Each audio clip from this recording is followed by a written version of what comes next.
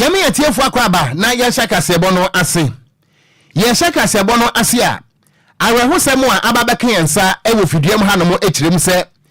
wodi wani kyiremu ɛwɔ Enkran ɛne Kumase kwantempɔ no ɛso a wo ba beduru enkɔkɔ no yɛwɔ kuro bi a yɛfɛ ne sɛ Danten ɛno no ɛwɔ Kwawu West kuropɔ no emu ɛwɔ Poye Mantemu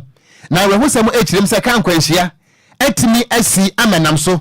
amunum ho no mo ne nipa baako wonam so to ayanom ɛwɔ nseadoɔ amanebɔ ne kyirem sɛ afoforo bɛsɛ edunum 15 ana saa bere so baabi a wɔn da no ɛne anya yie papapa na awehosɛm no esi ɛnɛ awia yi wɔbra na ɛyɛ sprinter bus and registration number ɛyɛ GE 6792-23 na amanebɔ ne kyirem sɛ waso nipa ma ɛde wɔn efiri Enkran ekokumawu ɛwɔ Asante Mantemu na no ana eyewitness anase wɔpania wɔgyina ho bia na ni ehu de akɔso ne di ade Sule Muhammad wɔne ensamtrofo di nkɔmɔ no ana wɔkyirem sɛ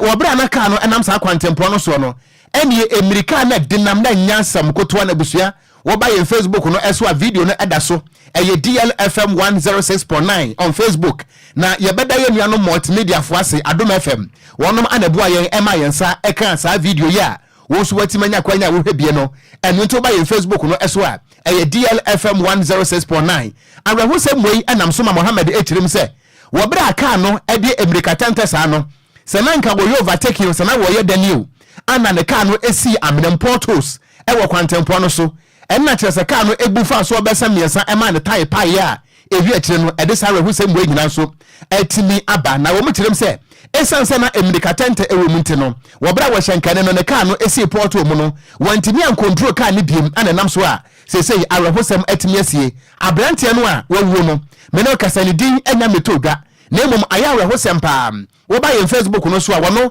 ani etwa bɔde ahaban akata no so a sebio aya awrahosɛm ne adwadwo ɛwɔ yɛ Facebook no ɛso no na fire officer ɛyɛ Bismarck Danchi wɔno yɛ adwuma ɛwɔ Nkɔkɔ fire station ana opie mu wɔ hɔ no mu a wɔne ne mrantie boayɛ etimi ema ɛyɛ victims wɔnom so a enipa makomako odunum saa bra na ka no atrape wɔnom ahyɛ mu no yetimi twitwa ye eyi wɔnom na moma yentie emu ensam ekakra na yebebedu ɔhase ne hu se kan afa no wɔ subcap no so na ka ben sprinter ma hu na ma no because na sana ayɛ no mama jana ma no bra afede ni hu na ka na ayira kana mi na ka dem se ka na to mon kan ni mo abane amba ma taxi da wan jina ekɔkɔ na mpa ato mon kan si ade ya tiba yi nkɔfo ni bia ma ma ko Holy Family Hospital ya ba am dawo te da verse most ni so mon ko na za ka ni pa mi bi o mo sa ase a o mo de o mo ka to mo sa ya me adom o mo ka na da mo fi yi ni nti ma ba yi de na se de mo ka na DLFM 106.9 enti abusua we no ɛyɛ eyewitness account wɔn mo awrahosɛm no si yɛ na wɔn mo egyina ho bie Enkran ɛne Kumase kwantempɔ no so na sebi empenifo na kan yese se suma da ne ntwaban na so ma so kyerɛ pani wanwane a akwada nso nsuro de ekoso ɛwɔ ya kwantempɔ so no yaka pani so wontie yɛn akwada nso so wontie enti emfaso aga ne benya wɔ so ana wo hwɛ no ene anwumre no wo ba yɛn Facebook no so a ɛyɛ DLFM 106.9 Kwadwo ukyira utie mu amanebɔ no asa ba bia aka no emunimuni ekoda yɛ no kura no mo kyerɛ sɛ ɛda nipa mienu so sɛ ɛhɔ ne yɛ bonkam enti when yenti me kura mpon confirm say bia wo mu nso awu ana wo mu muye saa nipa mako eye dunum no yetumi kyerɛ sɛ yɛ kɛsɛ sɛ wo mu no nyina ate ase ana sɛ bi kura sɛ afiri mu biewa agye sɛ bia emre kɔ no mu kyerɛ mu bia sɛ de ti bia no yɛbɛte na emu ɔya sɛ yɛbɛte no mam na da bia yɛbɛbɔ ka nkwanhyia ho dawuro saa na kɔbrane stel na ɔntumi nte ne ho ase na ɔnto ne ho fo sɛ yɛmrika tente ɔhyɛnkane ne dia e bia nka nkwanhyia wo ne si yɛ no anka nipa bebre na na say nipa ntumi mprepra say de o ma prepra na so asoden ka ho ɔko ɛna wo sɛ ohwɛ sprinter wo ho ne capacity ne yɛ 23 yeah enti yɛn fa ne sɛ na car no kora yɛ ma ɛyɛ nipa 23 na te car no ana sɛ baako ya confirm sɛ wawu ana 15 April it means there are more yeah yɛn hu wɔn mo ananya saa sanity emo ya pa so obi be kra sɛ ɔkɔ efiaba ɔkɔ Okogyeabour na fa obi a ɔyɛ hyenkane ne mfomso so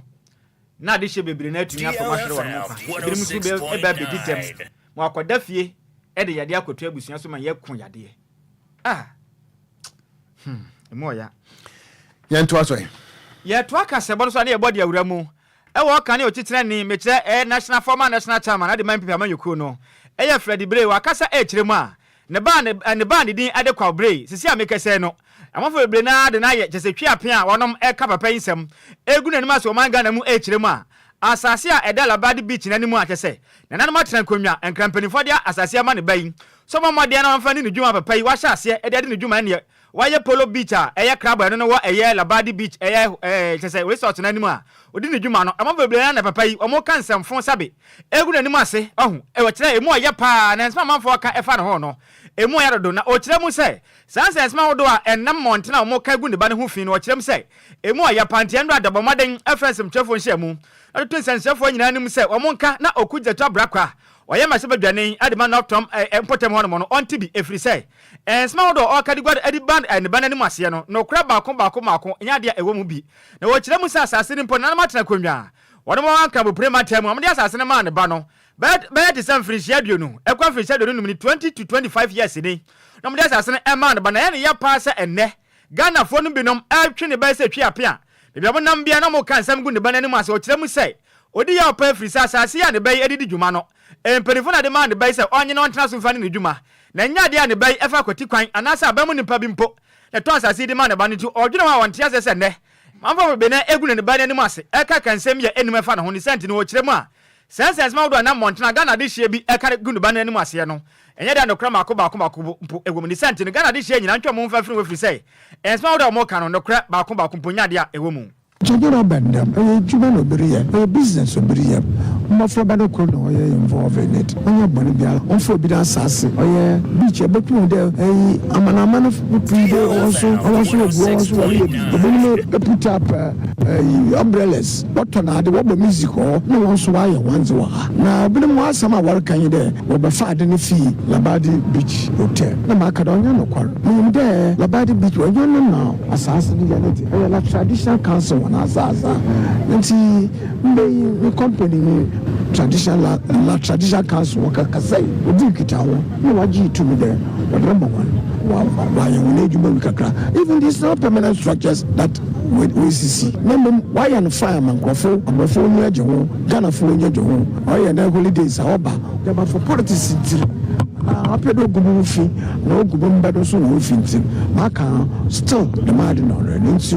no for mo haven ajo dem ye wo chere bitino even ma tonton state entities state assets no no chere even 35 December otobi about 26 entities of state assets what 35 December was it not connected to government TV3 hours work academy to so no government TV no one's watani mama no state your friend and the Banganese now the one ton man for government we back on answer catering eni a woti ye aya ka ne otitire ni e de ma MPP amanyoku ne den e de Freddy Bray yentu anwumre no se ka se bo no eso e wo DLFM 106.9 eso a na ensemo ayede enam no manta mako edunsia ne nyina mu no kase bo no enam so sadam so ana atwa bosompo akonkofo amaso a the Republic of Omofia so kase boy wonum etiebie miento so na yenko yanimu a na amanwe so afo metire national security minister eye mia me wofase honorable Albert Kandapa wode kokobo wone wan e wone tu ene wone tre akwa de magana fo nyina se ekoya Ghana fo ne bia fa so na yenya soja fo a ne ya che wonom ne abu wonom yenya police fo ne ya che wonom ne abu wonom ene other security officers ya yede wonom efa atete ene ayakayaka de mu e wo Ghana ha no yewura Albert Kandapa echirim se wo ma Ghana se ekoso a etu sana mo no a etisem yese bio yaso a ye man ne ekwakobo no ofe yase no wo kiremu a na wo mai mu ayetie sanka yenya bambofo a anka Ghana ha wo bia ntimi na ne dem na wo hwe adwumaso a Ghana bambofo eyei na se Ghana fo ye ntimi anya bibia ama yase a na esese yesabo wonum kro no ana wode sansem wo nyina tuda wabra no one nananum atrankunya a wonum ewo atifido mantamu edi enkomo ana honorable Albert Kandapa de tu Ghana wo kirim se wo man si ebegina si ebeti ahwe ejina bambofo so na ehu behia se Ghana fo nyina no ye beta bambofo no achi na ye beboa wonum se ne be ya wo man ahomabɔ no betima kɔ nkane na emom sɛ Ghana ni enya police ni ba wonya soldier ni ba wonya other security officers ni bi na wakyere no abo no kura to the stand sɛ yetimi kum bi kura mpo efiri hɔ no mo a wokyerem sɛ we no enye suban papa sɛ Ghana fo yi ye so ema ne yie woda to dwa akyerem sɛ baabi a wo my Ghana gina sesia no ye nyina yie e wo wiase nyina nim e ba bambɔ nsensɛm a ɛno nti sɛ kɔba sɛ ba ko mienu miɛnsa no ayɛ saa wɔ no sɛ tememfo ati wɔ mani esi wɔ mo so na se ye bro wɔnom ekunkum wɔnom a na wɔ mɛn ye pa kyerɛ sɛ Honorable Albert Kandapa wɔkasa no ntiremu nie. Yes, government must provide the schools, government must provide the clinics, the hospitals, government must provide the roads, you must provide water, you must provide so many things. And one important service that the government must provide is security. And to my brothers and sisters here, please, when you get time, when you go home, think about it. Of all the services that government provides to you, which one do you think is the most important? As we speak from their base in Burkina Faso, the terrorists have gone to Côte d'Ivoire and they are causing problems there. That is how bad the situation is in our neighboring countries. But Allah has been so kind and good to us. We don't have it in the country called Ghana. As far as government is concerned, we are doing everything that we consider necessary to stop them, the terrorists, from coming into our country. Everything that we must do to make sure they don't come here, we are doing it. And Your Majesty, I'm sure you will agree with me that talking about soldiers and the help they're giving to us, this is the time the Ghanaians must learn to appreciate and support the work of the security agencies, the soldiers, the police, the immigration officers, the prison officers, all the institutions that are involved in providing security. They are the people who have made it possible for us to feel secure. Going forward, they are the people who will provide the necessary services for us to feel secure. It shouldn't happen that whatever the provocation, we should attack a police officer or a soldier or an immigration officer or an intelligence officer at this point in time. No, it won't help us as a country. They are doing very, very difficult work. At times, they have challenges. They don't have all the resources that they need, but they are doing their best. Eni a yeti yeyi eye amanwe soafo Honorable Albert Kandapa na ode sansemu yi atu edwa. Ye to akase bo no so na ye momfa ngura mo finfi matanum. Na hono na aka ne mlache badwane e de magomwa east eye Okogyeabour Asimani. Wakasa e kiremu a odi ya pa. Obo wura be ono ankasa na bato mpesu aso aka ne na nkote akwamwa so. No hwe emra kese moto abadi ti ana o kiremu a odi ya papa firi se empuntudwuma hodo ye npotem ho no mo no sesi ameke sei enya de asampuntudwuma no ekoso npotem ho no biem o kiremu se fitiri mra abato amoto ye won fimpim ne aduonu abato no mo no me kira 2020 abato no mo no openimpa mba modern to abama no eye Desmond eye the graft eye P2 ono no giremu edman bibia manyoko no kiremu se papa ibetna ba nwa so no aba mpuntudwuma de aba de sha won ogomwa is important what is that aba ejonso aba akokwan o kirema ya ne ya pa efrise nwuma hodo a woyeye no papa ba ni nyina gu mpotem no ma ha adwen ye pa o kirem se wo hwe akwan ahodo a mpotem no ma aba ni nyina tete apansam asai kurafin so esuku adan ahodo ho ni nyina sesei afisu nwuma hodo a na ka ho ade hye ne benya bia ye papa ba tena ba nwa so e nya de a oba no ho moden esoma de hye ni ntini nyina asai kura na o kirem se di ya pa efrise onum se enka ya to abade ma obi anipa no wo baba betena kwamwa no so de a enwuma hodo a aka ne mahye badwane ni ye no enya ne nwuma ni nyane se yo manfo ne de nti na ka hu benya se nkopani a ne din Desmond the graft eye P2 no betumi ato aso na nkaja mpotem no mpuntu atumi akoye de ma won nanso papa ibaye no obomaden ato mputudwuma nyina jeje ma wo kirem se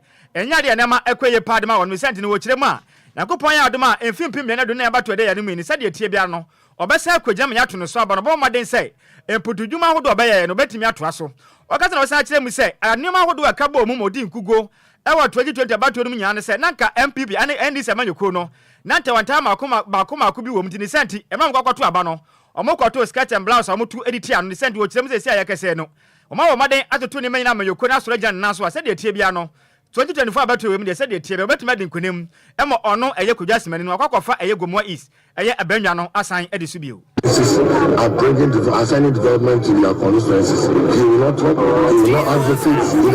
For example, even such a critical road, the name of the contractor, he even doesn't know. How can he follow up and find money for him, get his money for him to be able to come and continue the work? So it's not capable of doing this work. In 2019, I was awarded the most outstanding MP insofar as education is concerned. We are going to continue working hard to make sure everybody's educational needs is met. I'm taking this opportunity to tell the good people of Gomwa is that they have seen the work that I did, they've seen the work that Desmond Petu has done, and now for the third time, if you are going to meet again, they should know the one to vote for.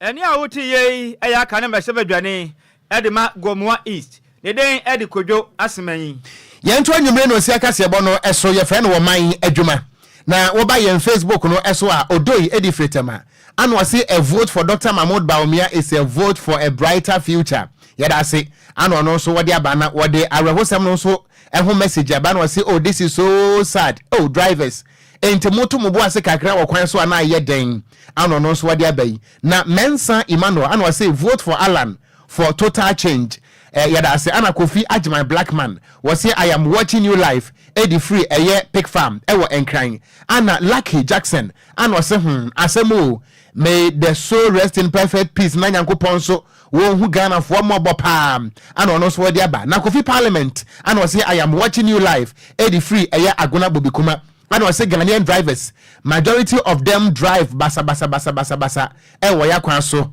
nanso obi antimi nka wo mo hwe no mo kasa yi emunsam eno no yento akase bo no eso wan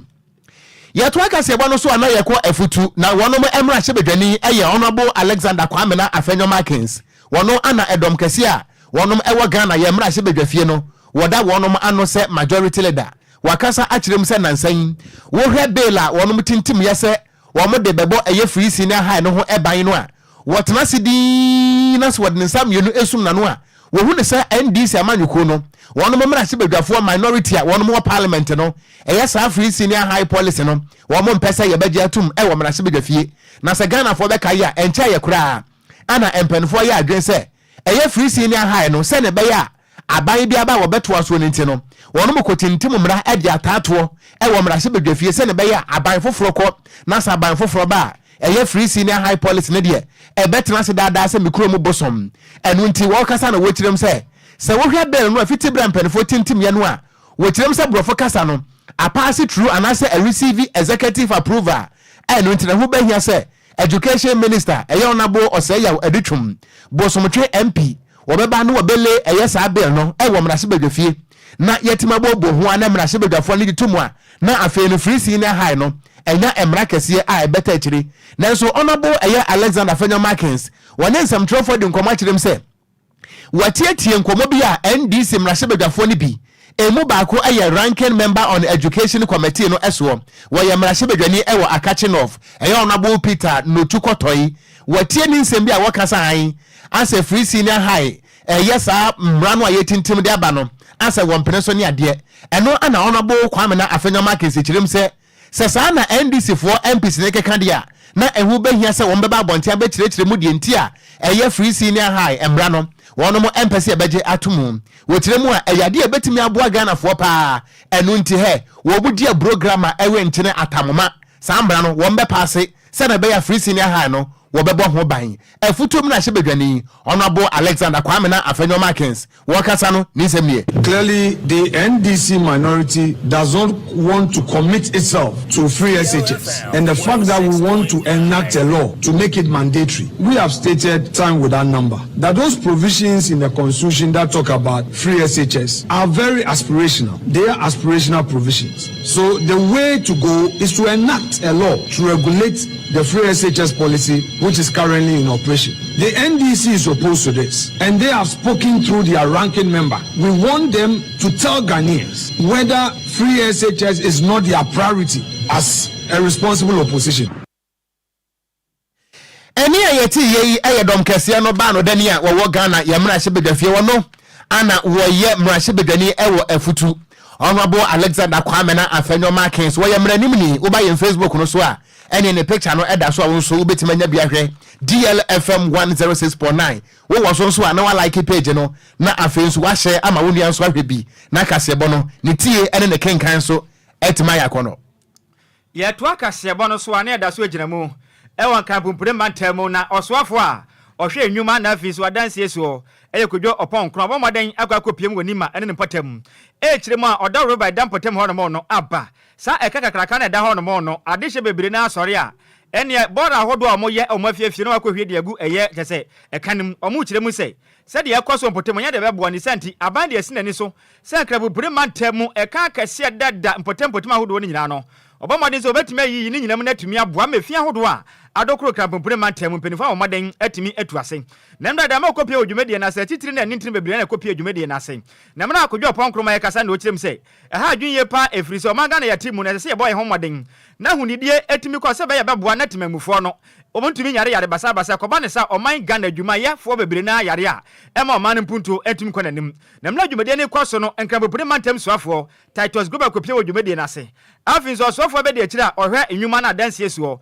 mekira Prince ekopia odwumedie na sa afin so masebadwane ogina mu edema eye kole krote eye zinato Ajima Rollins ono so de anim nyam kopia odwumedie na se Okogyeabour Ocran Nhyiraba kasa na okire mu se sia mekese no abade asina ni so betumi aboa ema kan hodo a ededa potem ahodo a ne nyina fiaje aboso no obetumi abo ma kan mo ayimu nyina mo masa kata so na boa magana ahunidie na titiru ka bopre mantemu no ahunidie atimi akoso wonanim Okogyeabour Ocran Nhyiraba kasa na wasa akire mu se ekodu pempenso bi a ukopia mu ewe ni ma paloma eye storm drain na ko mo hyase so mudi dwuma na so ekodu pempenso bi na ko yesika se mefiri se adesham tete potem ho no na ochise dwumade ne kwaso no ebi kios anasa o modan ho beka ni santi na sa ba made so betumi ma mo eye mpata sika na sa sika sam no na ya den pa ne se amekasai o kirema abansa kasika betumi de ma adehye ni santi dwumade no enche bi e be hyase ma adehye on potem ho no wanum ani ajepa o ka se na o kirem se dwumade we hyase na se tumi bo betumi aboa ma my Ghana titi won nkan premantem efia hodo ade abo nkan premantem age aboso no esu betimi atema nkan premantem so ahunidie etimi akoso. Actual interventions alone cannot completely eradicate the flooding challenges in Accra. The Ministry of Works and Housing, in collaboration with the Ghana Hydro Authority, the Water Resources Commission, the Ghana Meteo Agency and NADMO through the Garrett project, is establishing a flood early warning system for the Greater Accra region. The early warning system will provide advanced notification of impending floods to residents in flood-prone communities so that they can take steps to protect their lives and properties ahead of a flooding event. In December last year, the ministry distributed the equipment to support the establishment of the Accra Flood Early Warning System to the implementing institutions. These equipment have since been installed across a number of basins in the Greater Accra region. Eni auti ye ayo swafo a ohwe enwuma ana afenso adan NCAS wo Okogyeabour Ocran Nhyiraba. Enu achina coordinator oda eye Garlic project nano. Dr. Kwadwo ohene safo kasa wo kirem se ne depa efrise dwumade we hyase na nkanya sikasama ebeya ohadema wo manka dwumade sisi amekasai anka wono ma wesisi ampenifo aba moden na abrewa yipuma kwa mu de dwumade ne enche biara ebe hyase ometumi aboa mempotem ho no mode ahunidie atimi akoso pa. It's for a length of approximately 1 kilometer. We are doing a width of 10 meters in total. It's going to be a covered drain, 10 meters by 3.5 meters depth, and it will be a covered drain. And you know that it flows from here through Asalam down to the Kojo Thompson Road, where Christian Methodist, the former Christian Methodist is. Then it goes underground. And so we are following the same course, but opening it up and deepening it to allow for more flow to go. So for those who are affected, and I can show you see the red line there is showing the extent that we are taking. So for a property like that, we've paid a compensation down to the Kojo Thompson Road, where Christian Methodist, the former Christian Methodist is. Then it goes underground. And so we are following the same course, but opening it up and deepening it to allow for more flow to go. So for those who are affected, and I can show you see the red line there is showing the extent that we are taking. So for a property like that, we've paid a compensation. So we are allowed to break that part of the building to allow for the works to progress. Eni auti ye aye coordinator at the Garlic project no ne den at the Dr. Kwadwo ohene safo. Yento anwumre no sia kasebo no eso na kasebo no ne die da se MiPROMO Assembly member enu nti ye friend wo man adwuma ebre we eso a ye bebie nhoma no atum ama Ghana fo so a kire wo madwe firi se wo pere wo nko awuti e wo ko animu a empanisi ejawo e wo amanfo so nti kasebo no bomode se be prepare wo ho enche biada na ye bia huma bi enu atom se bagredam ana se buidam ama wo so message no watumi adiaba na ye to aka se bo no so a wopani ba kwa se wono so atweneti se wono so enya Ghana mampani edibre no agobedie wono ana the new force wodi animu na kwa me bedi akom ye bone mane se cheddar freedom Jacob Caesar me pa chwada abrantia no na ne di bruta Pentecost for mo nsem ma brantia no ommo nsem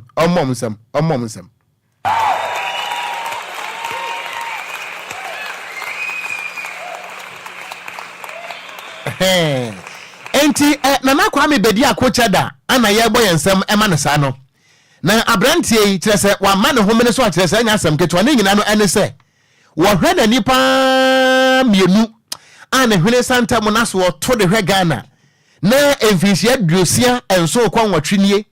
MPP aba na NDC aba na NPP aba na NDC aba na nso ba bia Ghana tia na etie no a na reho enu nti wo kire se afei wo ka kire Ghana fo nyina se mo so nso nsa mo hunu de mu oduru na we de mo hunu se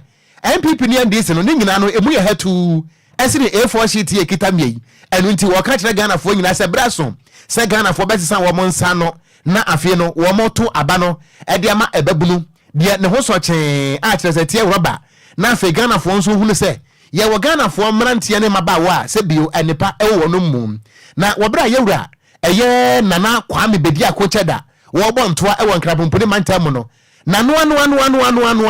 ene gamanche ahemfie eye His Royal Majesty ni takiteku churu a wotoso mienu wokwakosra no na no ana wahempon so eje ne fefefe so na wobra eye gamanche eye His Royal Majesty ni takiteku churu a wotoso mienu wokasa na wotirem se in fact so wohwe na kwame bedi akocheda efitibra wotwe litise wo nyamampania wo bedie wone ni new force no a in fact we no ayakokodro na mo ane watuo na wa kire se babunu so ebetimi aye enu nti wa hye ni nkran pa se ne botaye bia no a esina ni so se wo pema mpani adie no nyankopon mo ano no ma sada ye so no entimi emrem se ne beya wo betimi ahye Ghana mabuna kan so enkran ne se wo babunu so ebetimi ayo na wo bra ga manche wo kasa na busua emunsam enie. I want to say that we have come to a dispensation in our life as Ghanaians. What is important is that we believe that we are not islands, but the synergy that comes together to form trust and base of relationship builds the foundation for who we become and then the next generation. Until we begin to understand that we cannot do this alone, that we need other minds, other thoughts, other people. We can never hold it together. If you strengthen somebody, will complete you. And once you join together, you'll be able to forge ahead and get to your mark. I want to say this day that this generation needs hope. And the hope you bring to the whole arena of politics, to the youth, is exemplary. My brother, campaign, make your heart and your world known to the youth. Give them the hope. And this day, the Nhyiraba Kwadwo Sammy will pray for you. Enti ensembono ana Pentecost for dia toa so ho no Kwadwo praising hallelujah mo sempaye no wo hwese de ensembon sikwa no eye Pentecost for nsa no owe na nanom ahemfo sa na no omo nkwa sorry oh se mentumi nkire se omo ye Pentecost for se bi de minim oh okay na Kwadwo yi asori bu ana nkire mu ma na se de efiti bra wo hwe ase no onsam kan bia ye meden kakra DLFM 106.9 ahwiase we de amoa awo de ho minimu a wota ahwiase no we de akan ahwiase we akan pa na ebusia wabra gama nche na no si ye no ana founder and leader edema the new force na kwame bedi akon cheddar wono nso ede enase piesie ekoye ene e wokọ ne yere eka ho efese a awurade beautiful cheddar enti waka ho ana wane ne mpamfo womo ede aseda ema gamanche eye His Royal Majesty ni takite kuchuru a wotoso mienu se woba ye se de womo si age ne feso woni na trankonya no woda won mo ase papa na nso ne nyina mo no se bi aboa nwansa na woni hwekura no a woposa ne nsam enu nti wobera cheda wokọ no na kire se eniema hodo pie no ana kan ho a wode koche wo hempon ebi eye enwan ebi ye mponche ana se bio alcohol drinks kakra ana esika yentimi ntodin esopa se mekasa mebo a mitiri hu na befu dwene ana afen so no eye kente papa ne bi we sika futuro pa ene fata nkroma so hu ene de ma hodo pinu an wo ma so a wo de ekwache gama nche na wo bra acheda na na kwa me bedi akon wono so wakasa ne busua emu nsem ne Ocran mu ha krobia adoya wa hapa enso ntiasienti ama no bi matete ama yenti nsi kro ni ye enso we free say you therefore to say wa si esikan edi kan aba oman mu ntiasie bi betumi edi yabom nti me de peace asumdwe abro na me de unity nso abro me nti ntiasie bi ni ho ati ye beya ama yabom yamba baako mfie baako ya asase baako nipa no so baako enso so atwa ho ahia no baako nti den ni say ye beya baako we have to unite amongst ourselves and on this note I want to say that I believe in you that you can make that happen. Today's leadership is no more about age. It's about grace. It's about wisdom. It's about glory. It's about knowledge. It's about courage. And we are the people of tomorrow. Eni ayeti yeyi ekofarbai Emma the new force Nana Kwame Bediako Cheddar Freedom Jacob Caesar Ghana's Nelson Mandela Kwadwo ano kasa ya no ni sika na de kwen yo hamu twetwetwe hamu den hamu twetwetwe Kwadwo Kwadwo ya na wonsem a wokan apostle wanyina ya we na sase we want you krom a se sika eso a etra so a yentumi ntu din no ye tu din say ye kan hamu twetwetwe wonte da on me say wokan woni Ghana for do mutie ndi omunim sa omunim de mekan hamu twetwetwe okay Ghana for do mutie ni nimpa sa ma amwanya ya de obeka no se DJ Omale no nim de mekan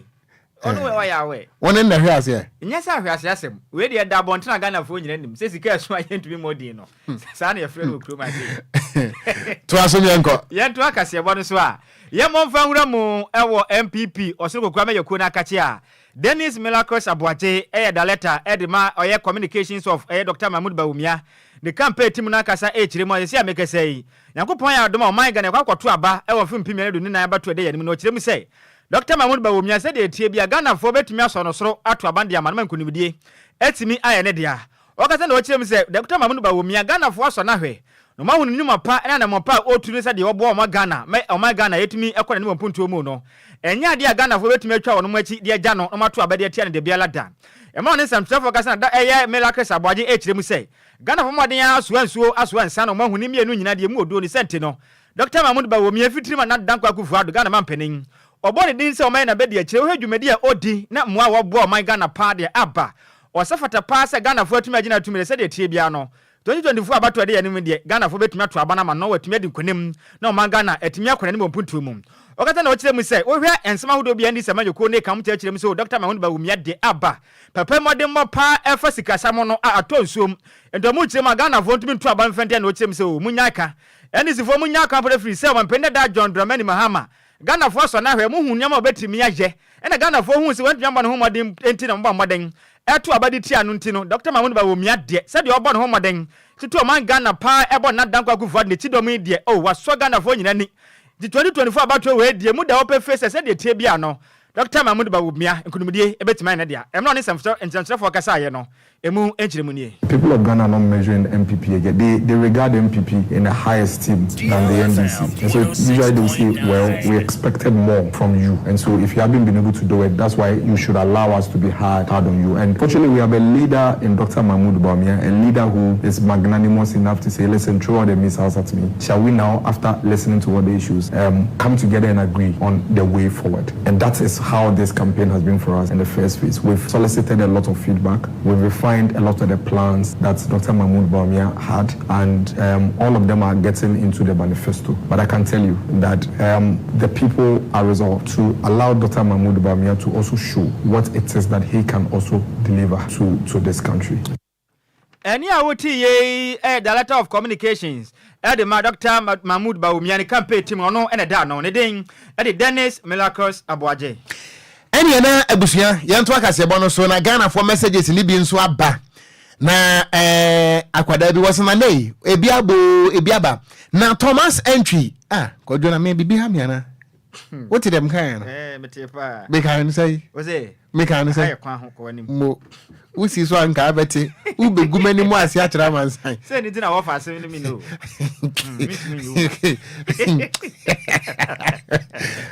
Come to me, it didn't be on bottom, bro. Say, Thomas. Oh, near the dinner, when you say, Massa.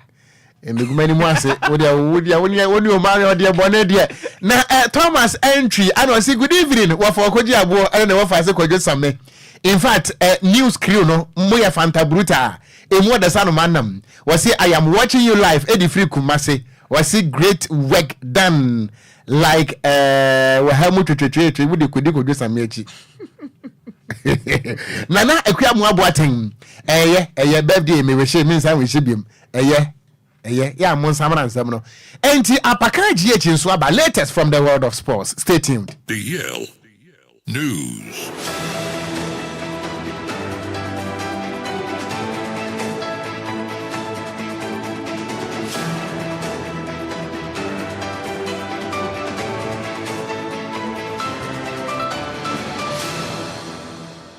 Ewusia mayen sama wa dwon ansama wa kwabam from DL 106.9 FM kasafidie so ene ukuada enwumre no nsia kase boy so mrewedu se yesi nkunya na agudie mu nso no ensama ko ene ne ba ne yegibre na yede ebesom na enwumre Ghana agudie mu nsamo a era nkrofon close the latest any exclusives no ene ya boabo no na enwumre yede eba besom wo somfo ene enwumre eyeme Ayesua no de share Ocran GH the blessed kin intentam so a yensha siam from fifieri yensha se emfam fi Ghana mrantesi akan wa manone na yemfom wonsam emfanto anim na media yensha siam from fi USA Major League Soccer side your friend Austin FC na Nansiana Black Stars of Ghana ringer your friend Osman Bukari a move from Red Star Belgrade e wo my your friend Serbia ko sign contract e di emamo na o sign a contract ene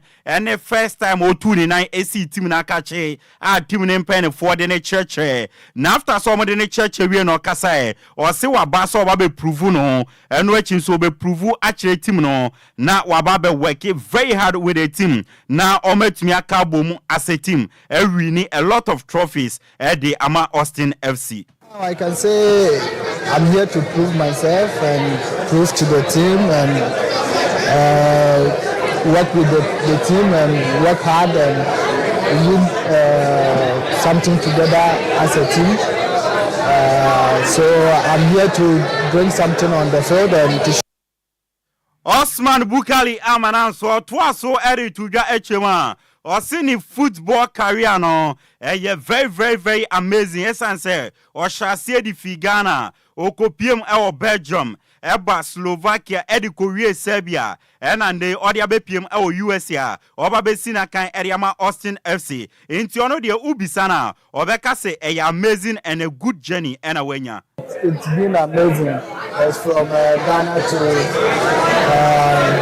Belgium to Slovakia to Serbia to Austin now. It's really amazing. It's good journey for me.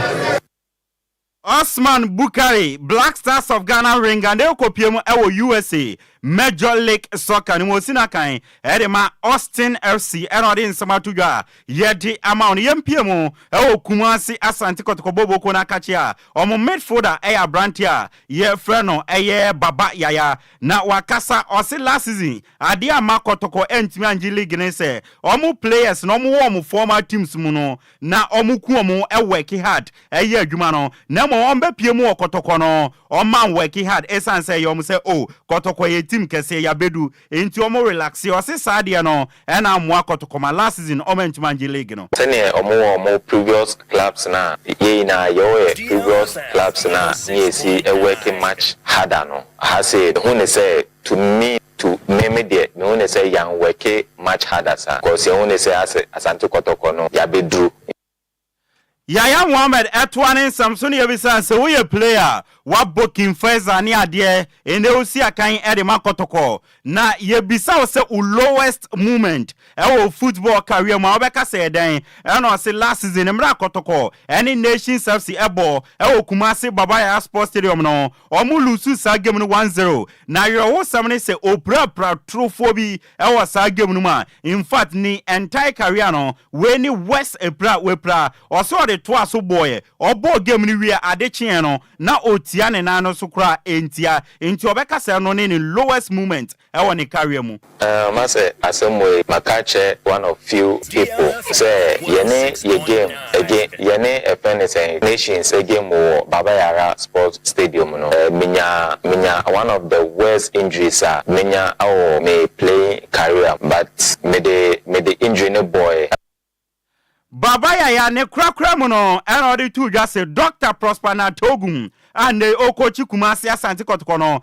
one of the best coaches and then onyomo edigma or see enkane no enka obisane dia obeka say Jimmy Kobla oni ne adwuma na mom sese ne dia obeka say Dr. Prosper na Togum esan say coach we a kire ne nyama bia betime push no ema ne career no akwa anim na obi anim so oni coach no nkitawudi a edom ntem no kwa anim ye pa oni coach no eti asumdwemu enti on de obeka say Dr. Prosper na Togum and one of the best coach on your ayajuma. Coach Ogum one of the best coaches coaching before na coach Jimmy Kobla ana oneno bia coaching me mameda freedom no e the ball game no but mene Ogum start to say ejuma no gum so ama me wo say also enyama bia Baba Yaya midfielder Edema Kumasi Asante Kotoko na busia watene nka no yera so gina Kumasi Asante Kotoko akachi dia ewie ya wan ebeto mu se kron adaya player number 21 Kotoko ejane kwan ya brante be ya almost Enoch Morrison na yetwibe Enoch Morrison yebisa se Enoch Morrison ya tese Kumasi Asante Kotoko eja kwan na eya no kra na no se an eya no kreo anope o wa no nya akọ ni phone ringi kran okofa Coach Dr. Prosper na Togum adaya wakache nso ntumi ene ni nya adwuma biem o se reason a coach ne de man de onji ntum na momo no ono de ne obeka ne sesese de onye Kotoko player biem on power minya call from coach say ntumi ni nya adwuma and staffs and the reasons no man to me I feel say I've been giving my best at training and in the match so the reasons no man I won't accept but na mean to me and decide on any so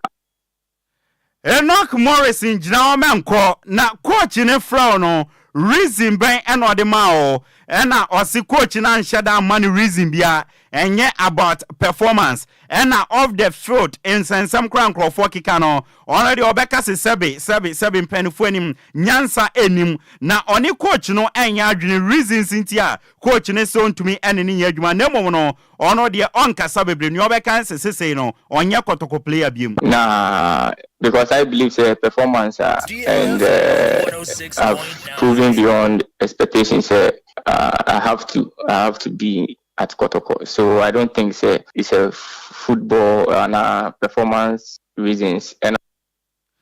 Enoch Morrison, a player Edema Kumasi Asante Kotoko. Ana ebusia watene nkano yemfa fie seminensi na yenkopiem awa manonedia yensha se yemfamfi Euros 2024 eguswa ekoso maya ye friend Germany mu na third group games no ena eguswa ekoso urem ewo group yi amene okase omo third group games ni nyina atodwa na oma ye friend Slovakia ene Romania ekoti obi ahye ne yonko ekaba ko sanso na Ukraine ene oma ye friend Belgium ekoti ya obi ahye ne yonko ekaba ko some radio room o group yi ho a omo table no say ene kokoye Romania surprisingly no omo huri edikan omo nya 4 points Belgium etosumienu omo nya 4 points Slovakia tosumiensa omo nya 4 points ena ye Ukraine omo nya 4 points na America say the Romania plus 1 goal omo qualify Belgium plus 1 goal omo qualify Slovakia tosumienu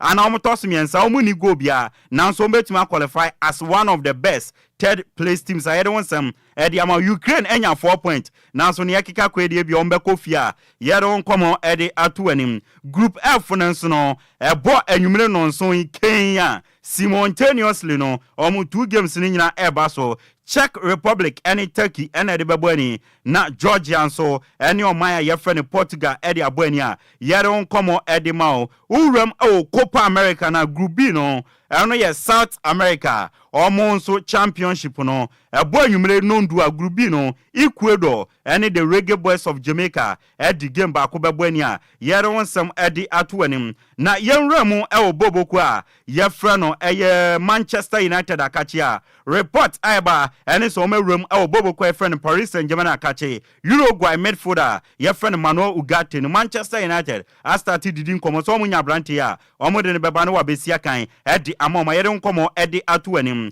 uremu e wo Dortmund akachi a omonso a confirm se omone boboku e friend VfB Stuttgart I Germany every 27-year-old Guinea striker your friend is Seu Gurasi no Dortmund fan no wababe siakan the amount new release cross 17.5 million euros or mutua na Seu Gurasi abebone ball the ama Dortmund ho ensem enono Italian Serie champions you're from Inter Milan almost on a January arrange agreement Spanish goalkeeper your friend Josep Martinez no almost fano a fee of 50 million euros plus add-ons na Joseph Martinez abedatem the ama Inter Milan I want some enono na yes sorry so no former Nigerian national team striker your friend Peter Odewenge we see a kind ama West Brom numina ewo England after so retire from football no and now me no ka say professionally no wababe a golf player after saying no wa pass a professional golf association omo test ni nyina any omo programs ni nyina enti Peter Odewenge ende after football no okobo golfer yero nkomo edi atu ani mabusia ye nyina we so na agudie nsem ya boabo no na anwumre edi ebesomo no yem fancy edi a meje so no ya Yesu ano de hye Apakan GH the blessed kid over to you Okogyeabour Apakan player album de na nyewe na your friend no say Osas Peter Odewenge o say dem match be na say o high address can 206 or na 208 208 yeah what GD wa Ghana yes what GD wa Ghana ha pa no you player papa so no obo 11 me boa no ni bobo o hadwen ni koko bi sa o hadwen sasa be woni as woni Mikel Obinom no ni Mikel Obinom yeah on more of a me idea of sports oh kasa ekoba say your mass sports analysis guy o Mario Krema or be o komade srade ma on fa nkoto parliamentarians nanim kachira ne Apakan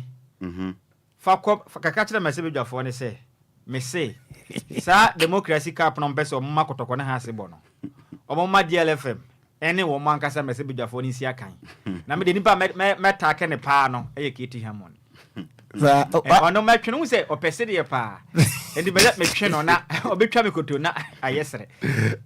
ba accessory enso nya agro na kotoko ne has ne de aye mo hodwodo nti no moma ye ne nkobo sa sa ha wo ke o pele say na DJ Hitman anu wajina chi obu ya jai obe pressure Apakan say ono ya sports no kwa u break super cross one pound media fiba ko tu boy me ya dio tela ko tu midfield hot mo we be game enti MPC bebre why you obi antake ni ke tia mo ona me pesa me take no no so o fa asen no no fa asen no pena sempa o peke tia mo na zawo na sem keke so no ana pesa me take no game adia parliament ya transie na parliament ya ni interview media some training busa the first question we ya no no busa second question no ya no reporter no busa o so fast I go say for kono be you are oh manage na ho any pass 106.9 so the guy reporter say ma go asem ko fa me ya wan ka me ya no dada oh ya kamera on ga no krenjero anyway ebusia me amra won chan ohun na sofa na yen sofa adwumade ne yemfa ento am so yen kwa ye kase bo no ana ye wi a ye je atiefo ne Ghana fo de enti na ya mama kwa asem nso mo nkyerɛ mo adwen anwumre yi ensɛm no nyina no enie National Security Minister Honorable Albert Kandapa the warning akɔ the Ghana for say ekwan ya Ghana for ni biafa so attack security officers wo Ghana hanom no say ya nyai na sa bambofo no wo mabambu a Ghana ya sumdue ene ya bambo ho nsensem ana to ape no me pa acho afutuo yi wo je ne sen na de na nso beka e de atoso ama Honorable 0534 050199 0534 050199 and 0593 40 65. Good evening. Pole. Yeah, what to say? And the Bianca cry. Ofa na tete. You're the bar. To chon I told me Paulina. Okay, so in my school yeah. Want it. Mo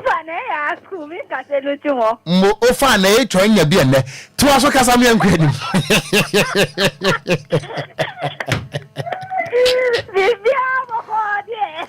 Mo entra me kan nkra no nti ofa na e twan nya bia ne. Enti to aso kasa me anku anim.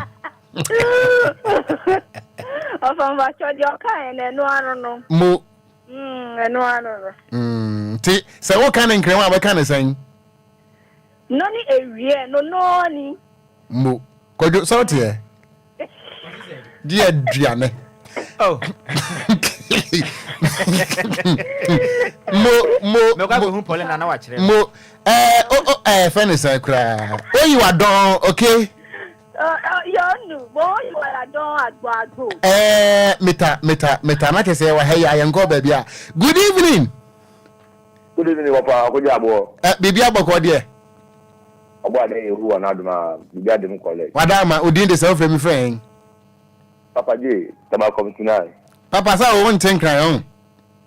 on da me mboti wasapa ya bra me nkyerɛw wadama ma me ntie wo mfritama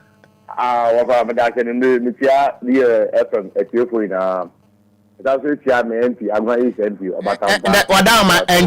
enchiade yifrem me ko ma so so a kapia papa okay me tumu se ko de John fu na ko de na o de Ghana for because something go yo mo Ghana ya some na ya ku police or tell ku police or how or tell police ya bo na dey tu or tell ya dey asan ye ko to pe o ti won ka se dia bio nem pe fu na mo kadi na ko so mun kan o se afi mo wo se ye do la sin nti na asan be bi mo aka fo mo dia ba o mun to ma ju na ni o kra na won ja wo ta se yi no madase benso medase good evening the gangster kachamite kra hey won ten crying dear ben Lydia Okogyeabour Ocran ofane onuga the only uncle in town onuga so kana me so me come there we nyina Kwadwo Sammy abrabo ma mentie mfiri north Kanishi the dika me magana for nyina atena Ghana for Joso offer yes asem de waka but say let's say who person will be respect you one kasa just or respect so according to say landlord amma ni fie kwa ama tenant abetrim no one kasa on keep fie ne clean no person tenant ne keep fie ne clean intimi nya adwuma they themselves they don't do their work as security some of them not all but some of them they don't do their work as security they don't do their work as according to the law and their mandate yes okay Omar so bro for the end pa enti no yes o ha bambofo ni bi nsusu ba kan the mass civilians no pa wo musum no yes ewurade obi fum kuma obi mfum nya my respect me who na me yem adwuma according to how the law has given me to do there's no way I will be baby disrespect me but say me feel say me so me fama adwin dia law no ho e dia ye adwuma bana sadia one kasa no unim say won so unim law na cheme it's just a uniform you are wearing not that you know the law more than me nti bambofo no nso ensua de wo ho yes na omomre omo ho ase kakra ma ho nkonkron yes meda se yechia North Kaneshie for good evening. Good evening. Would you design our friend friend? Your friend the Queen Mekasafia Afarawa Junction. Afarawa Junction. Yes. Okay. Michelle can be yellow signboard hall chrono. Yes. Mo otin kran kakra. Ofan kan de embenton chaya. Hey, emo me wa fase fo mu gumani mu ase o.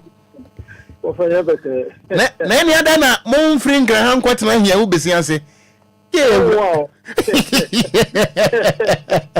But our maintain free Afarawa Junction. Ofan I'm say street phone ono adeba kwa mekan say some more mistake obi nti omonka.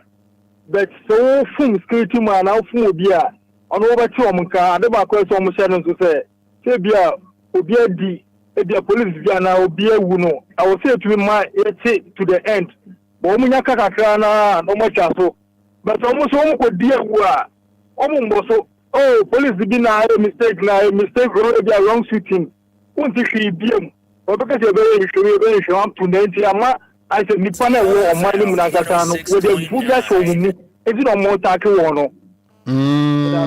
Men so made us say Yachia Afarawa for you na name when you say woman so and a kita or may Yakoma about some Drakwanswa and Untino your best remoda Yamunya Botre. Emma bambofo no so Emma yen ye wo faasefo ne wonom so hu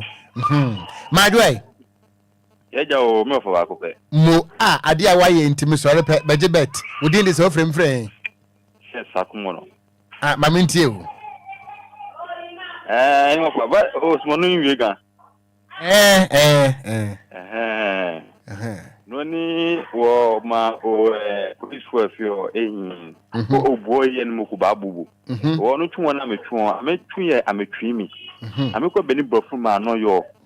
bonu sim in wofa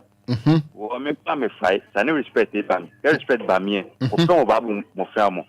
o you are don mo we Kwadwo ote have you or say we with them ha kwa have you be say or say so wan kase we am ntirim o you are don obi kasa na so de o you are don twa to a tie Kwadwo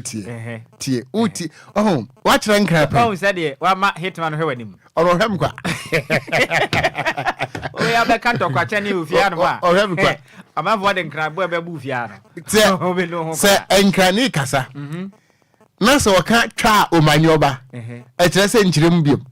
ana se waka oyiwa don e kire se de waka no ano eye entoa so ya me nipa we say me go help Paulina wa se dia power da ko nyuma free say de okekan e de se ayi panati be enya ya on say ye bofa ayi phone nche makofa akaba ga na hai on say hitman why convinced oboni tiri nkusa o hona ye nwanwa DLFM 106.9. No better try no.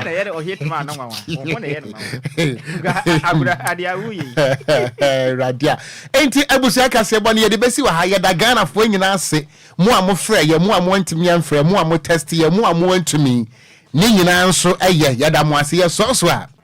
Opele na ba, wadi awoso. DJ Hitman is up next. Asedan koma DJ Omarion. Won na de ko Facebook no so. Emma unya bi hwe ye wotina eye ya wada mbo Kwadwo o sanete mo enti wotina so nya men adum na so me ahoden a adwuma yi ye baba midin ade gangster cat ya mitenkura Okogyeabour Ocran mene Nhyiraba Kwadwo Sammy B yada mu nyina se ama mo adwo ye so a DJ Hitman fiti sabre kopem se nondu ebebo Nongron me amatono so 1 hour. Matono so I also is happiness. The Yell